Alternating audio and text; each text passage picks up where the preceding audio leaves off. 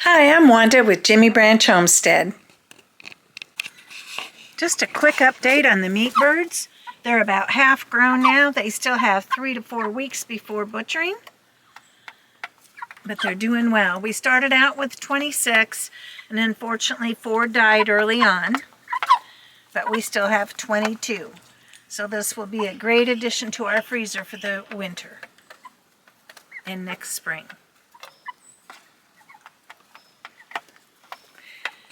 These are Cornish Cross birds. They grow extremely fast, and that's why we like them.